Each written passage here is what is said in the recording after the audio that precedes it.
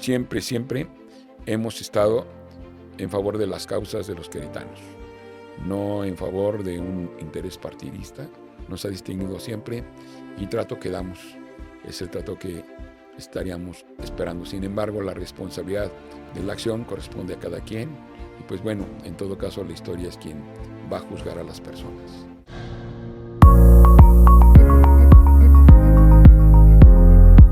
Hola y bienvenidos a una nueva emisión del podcast El Referente, el podcast donde damos voz a las personas relevantes y a los líderes de opinión.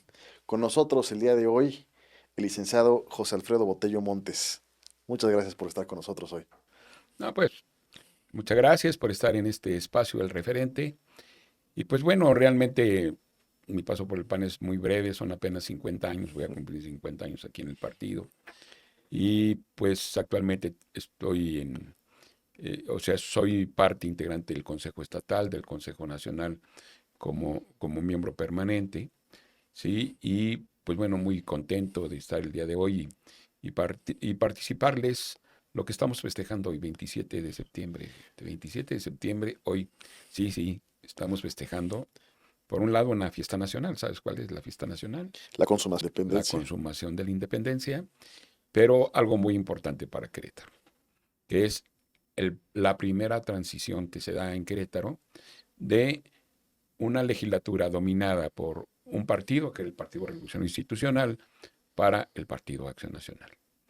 Hoy, 27 de septiembre, hace 28 años, en el siglo pasado, se daba ese hecho histórico, se podría decir, allí en la sede del Congreso, que se encontraba no donde está ahora, que ahora está en el centro sur, sino en el corazón de Querétaro, a un costado del Palacio de la Corregidora, ahí en 5 de Mayo y Pasteur, en el recinto legislativo, y habíamos sido citados a las 11 de la mañana para la instalación de la legislatura, que era sui generis, era, como te comentaba, la primera ocasión donde el Partido Revolución Institucional no tenía la mayoría. El Partido Acción Nacional nos habíamos obtenido, teníamos 11 de los 25 diputados. El Partido Acción Nacional, el Partido Revolución Institucional tenía 10 también de los 25, y estaban los compañeros y compañeras que eran de otras fuerzas políticas. Por ejemplo, estaba Pati Carrera, del Partido Verde Ecologista. Se encontraba también Francisco Borbolla Alegría, que venía de un partido que fue muy efímero, el Partido Cardenista de Reconstrucción Nacional. Y por las izquierdas estaba, por el Partido de la Revolución Democrática, el PRD, Martín Mendoza Villa, y por el partido del PT estaba Jesús Gómez, ¿sí? Eran los diputados que podrían estar sumándose en lo que se puede decir una coalición legislativa, cualquiera de las fuerzas que tenían mayor número de diputados. ¿Qué pasó? Lo que pasó es que la izquierda de ese momento, que era el PRD y el PT, se suma al Partido Revolución Institucional, con lo cual ellos logran 12 votos. Y nosotros, el Partido Acción Nacional, se suman el Partido Cardenista, el representante del Partido Cardenista, que era Francisco Borbolla Alegría, y por otra parte Pati Carrera, una excelente dama, buena diputada, y que también, pues, gente de mucha convicción. Y con ello hacíamos los 13 diputados, de tal manera que teníamos la mayoría. ¿Cómo se construyó? Se construye obviamente con trabajo de acuerdo de principios, de valores. Incluso recuerdo que hicimos un ejercicio donde nos ayudó un gran hombre que actualmente radica aquí en Querétaro, que tenía la Escuela de la Excelencia, que es el doctor Llanos, que nos ayudó a hacer un taller de integración, que nos fue muy útil para que de manera vinculada, unida, panistas y no panistas, pudiéramos llegar a ese momento tan importante que era la toma de protesta, la constitución de la 52 legislatura. ¿Cuál era el ambiente o el sabor de boca que tenía el PRI en ese momento? Había sido un partido que estaba acostumbrado a mandar prácticamente y no necesariamente hacer acuerdos, que es una parte de la política esencial. ¿Cómo se sentían ellos o qué se podía percibir?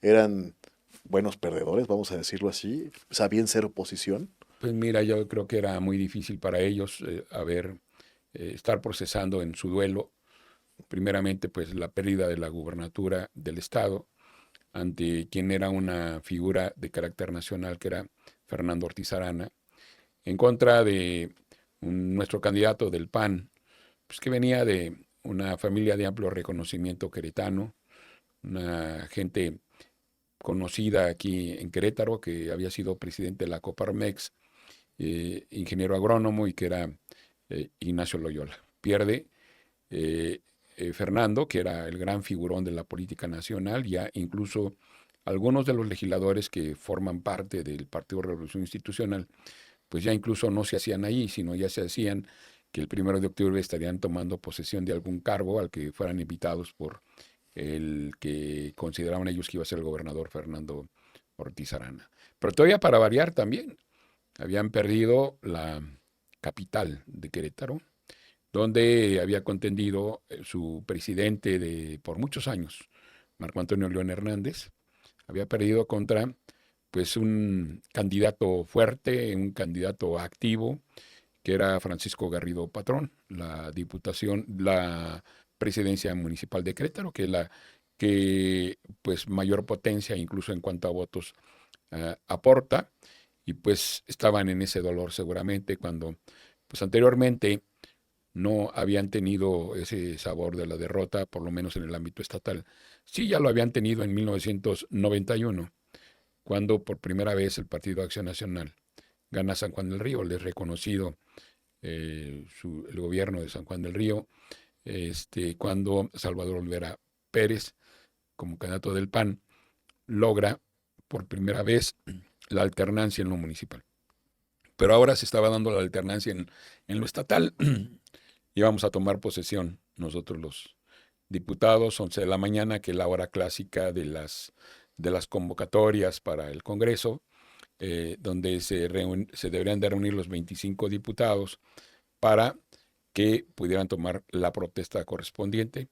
Sin embargo, no fue factible que a esa hora se tomara la protesta. No fue factible, todavía consideren su dolor y todavía sin asumir esa pérdida, ellos consideraban que ellos se hacían acreedores a la Gran Comisión, que era el máximo órgano de gobierno, de acuerdo político, que se tenía en el Congreso, y ellos decían, si no nos dan la Gran Comisión, no vamos a instalar la legislatura, y retiraron a los diputados, y con eso hicieron el vacío, y se suponía que no harían quórum. Sin embargo, nosotros insistíamos que con 13 eran quórum, de tal manera que aunque se retiraran 12, 13 era la mayoría, y con 13 se podía hacer la sesión. En fin, así fue. El presidente de la legislatura, que era Miguel Calzada, que era el saliente del Partido de Revolución Institucional, pues decretó en todo caso un receso y no hubo instalación a las 11 de la mañana, ¿no? Entonces, pues, el ambiente, sí, ciertamente nuestros invitados, las familias invitadas de unos y otros, pues dijeron, ¿y ahora qué pasó? ¿No? Pues veníamos preparados para ver esa toma de Ahí protesta. nos un pasito antes. Esa gran comisión, digamos, ¿qué tanto es o qué significaba como para hacer digamos, el desmán que hicieron? La Gran Comisión es el instrumento de los acuerdos políticos, y ellos querían seguir con esa detentación de la Gran Comisión. Y era obviamente, pues, realmente perder el poder político, el poder dirigir los acuerdos políticos. Te decía, es un duelo que tenían ellos, y pues sí estaban como en shock, ¿no? Y allí nos fuimos a receso y se comenzaron ahí a establecer algunos enlaces, algunos acuerdos, incluso pues digo, se pidió pues la posibilidad de que el gobernador saliente pudiera pues hacer que entraran en razón los diputados del Partido de Revolución Institucional, porque pues estaba de por medio lo que es la gobernabilidad de un poder, que es el poder legislativo, ¿sí? Y finalmente, pues se dio el espacio y a las 7 de la tarde, a las 7 tarde noche, es cuando se citó nuevamente a comisión. Ese acuerdo de ese día fue pues decidir quién iba a presidir la mesa directiva y lo era pues Ramón Lorenzi, el que era coordinador del Partido Acción Nacional, y en las secretarías donde fuera acompañado de manera de distintas representaciones, como era el propio Francisco Borbolla, como era Jesús Gómez también, como también lo era, tengo entendido, Ana Berta Silva, si no mal recuerdo, del Partido Revolución Institucional, y de tal manera que era una mesa directiva plural. Porque mira, yo creo que en el decir y en el actuar hay muchas cosas.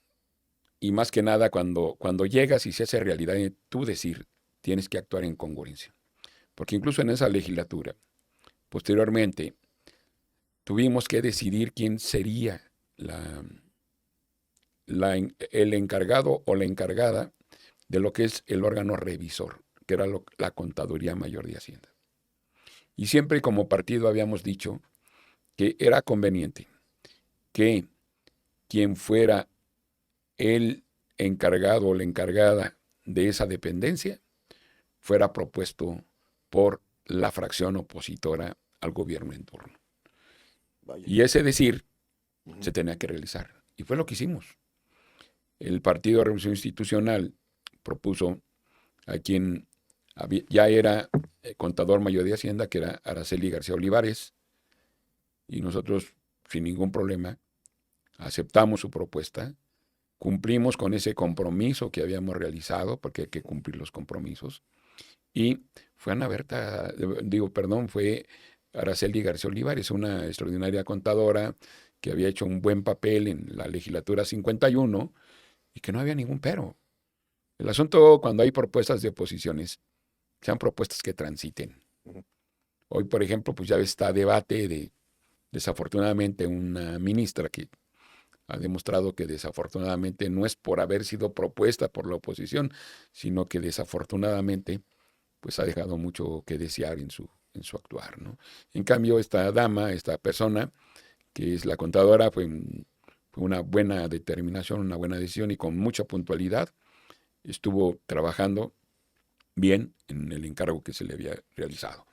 En fin, son cosas de acuerdo y así esa legislatura nos preparamos para ese 1 de octubre también del 97 para esa primera transición en el gobierno estatal, pero ese será en algún otro referente Ok, que ahí platiquemos. muy bien. Obviamente, Bueno, ya está el 1 de octubre el finalmente. 1 de octubre precisamente es cuando se da ese, ese cambio de poderes en el Ejecutivo, que fue también un parteaguas que se tuvo, ¿sí? Y pues se puede ser algo inesperado, ¿no? Algo inesperado. Volviendo a este 27 de septiembre, yo siguiendo un poco con el chismecito Mm. histórico, vamos a decirlo así. em, Nombres de ese momento, que finalmente hubiera estado en la legislatura, evidentemente su persona, que sean relevantes todavía hoy, o que finalmente estén que los podamos escuchar hoy, ya sea de la oposición o de la Revolución Institucional como de la Acción Nacional. ¿Esos actores siguen presentes, siguen haciendo política en Querétaro? ¿Aún los vemos hoy? ¿O finalmente es una generación que ya pasó? Pues fíjate que, hijo, yo creo que así activos en la política en este momento, no, algunos de ellos sí, desafortunadamente ya han partido a la casa del padre. Entre ellos, yo le decía que era el legislador quinceañero, que era Ernesto Luque Peregrino, porque con esa legislatura ininterrumpidamente cumplía 15 años de legislador, como diputado federal, senador y ahora como diputado local. Entre ellos, también entre los compañeros se encontraba Jorge García Quirós, muy joven él, que había asumido al momento en que renunció quien era su titular. También el licenciado Reyes Benfiel, que renuncia. Había también, que ya se nos adelantó, fue un maestro allá de Jalpan, también Fidel se llamaba, que pues también ya ha fallecido. Otro maestro que era Leobardo Gallegos de San Juan del Río, que también ya ha fallecido. Del PAN, pues se nos ha adelantado, fue el coordinador de la fracción parlamentaria, presidente del PAN, presidente de la Gran Comisión, presidente de la Comisión de Administración, era presidente de todo, don Ramón Lorenze, en este mismo año fallecido también, que él pues llevaba pues, la carga del partido en esta transición que se tuvo. Él era el presidente de nuestro partido y era una de las personas mayormente más relevantes allí en la legislatura. Quien acompañaba de subcoordinador del PRI, pues era Emilio Maxice, quien era, se podría decir, la persona más cercana al candidato derrotado del Partido Revolución Institucional, Fernando Ortiz Arana. Estaba Ana Berta Silva, realmente una abogada política muy entera, muy representativa del Partido Revolucionario Institucional. Ella, no tengo la certeza si sigue vigente todavía en el instituto político al que ella pertenece, que es el PRI. Está don Mariano Huerta, que allá de Arroyo Seco, también él había ganado ese distrito. Y de nosotros, pues, ahí está don Ramón Soto Reséndiz, que es un gran líder allá de la colonia Casablanca, que fue también allá en Uniroyal, era de los líderes sindicales que se tuvo en aquel entonces, y muy querido, ahí había ganado por mayoría. Don Raúl Figueroa, un médico, él muy prestigiado, eh, en, incluso había sido líder también del Instituto Mexicano del Seguro Social, y después también fue delegado del Instituto Mexicano del Seguro Social. Una dama carta cabal, que también gana su distrito, que es Carmelita Quintanar. Carmelita Quintanar fue una excelente compañera, muy realizadora también, y al interior del grupo incluso nos ayudaba a la cuestión de estar a cargo de la comisión de administración.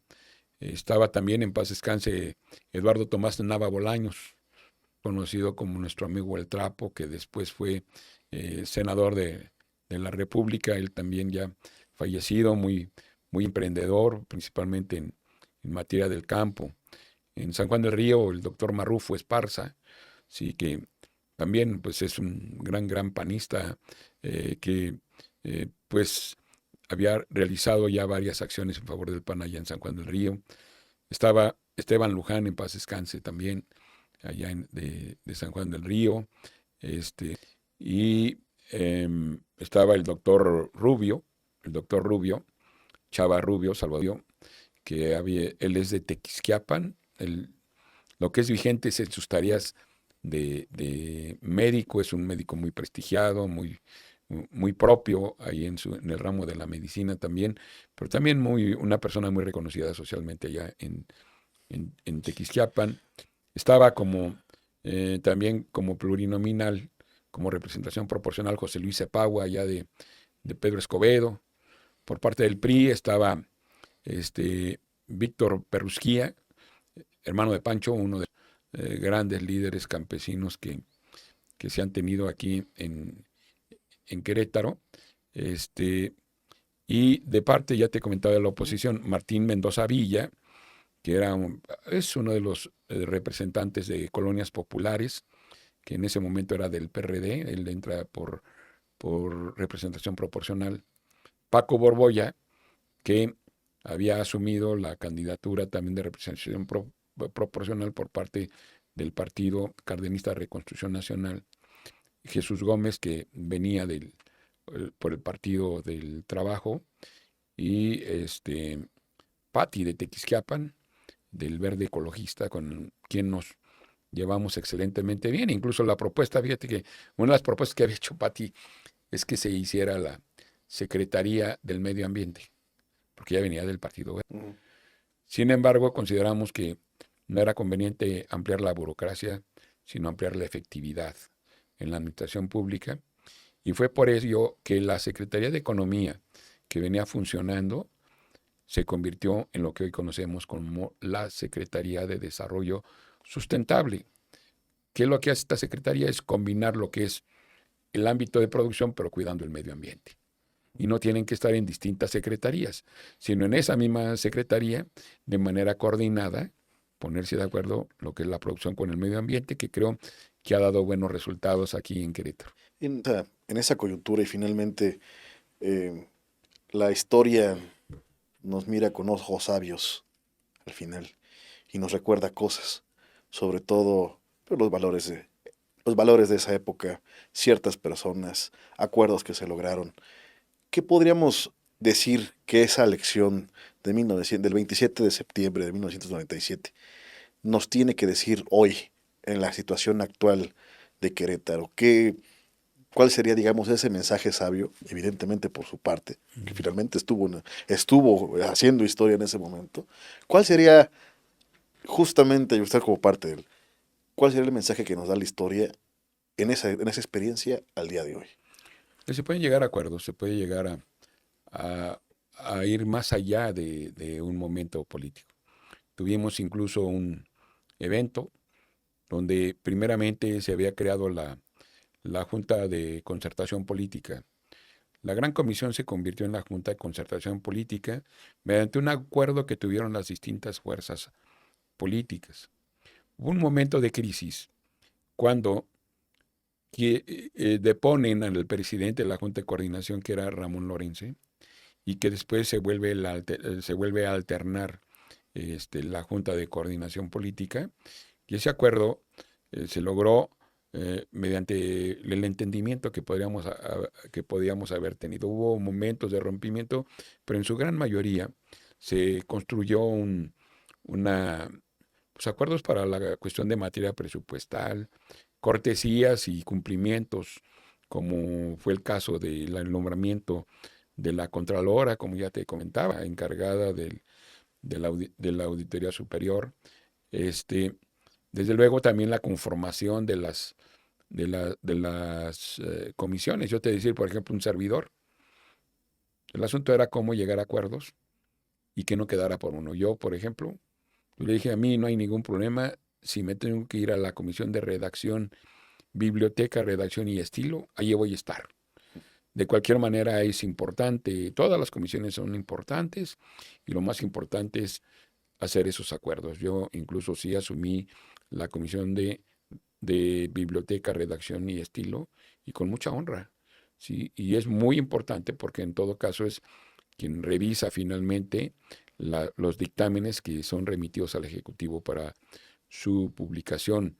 También tuvimos un evento muy difícil en esa legislatura, que fue ni más ni menos un juicio político que dio como consecuencia, desafortunadamente, y digo desafortunadamente porque en mi concepto no estaba fundado, que fue el deponer a los miembros del Instituto Electoral de Querétaro que lo conformaban para que entraran sus suplentes. Fue, yo creo que un acto que no estaba sustentado, pero que desgraciadamente hicieron mayoría y con eso fue depuesto el Instituto Electoral de Querétaro y es parte también Vaya.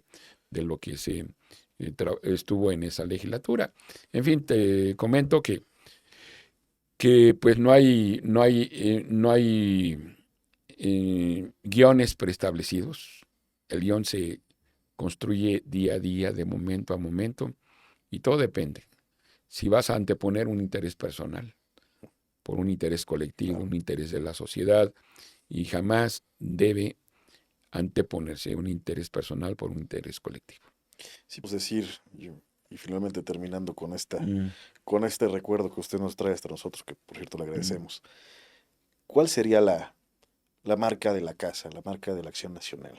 El momento que toma la gobernatura, la alcaldía de la capital y evidentemente la legislatura. ¿Qué podríamos decir que cambió? ¿Cuáles fueron los logros, al menos de esa primera? ¿Cómo se supo que finalmente había otro color en la casa? Mira, pues yo te diré cuál ha sido el estilo de participar en el gobierno de parte del Partido Acción Nacional de siempre. ha sido siempre velando por el bien común. Le hemos apostado por el bien de México.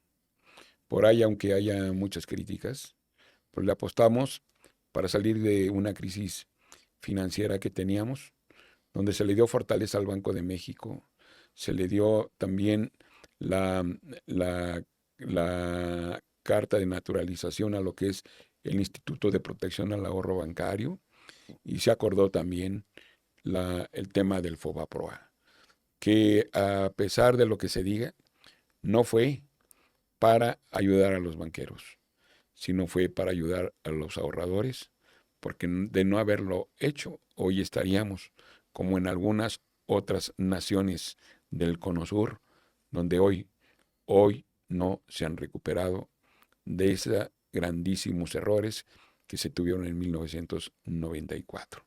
Y ese país hoy tiene inflaciones exorbitantes, o sea, realmente su condición económica nada que ver con la que tenemos hoy en México, un Banco de México que tenemos fortalecido. Por otra parte, ya en el ámbito local, ¿qué es lo que hemos hecho?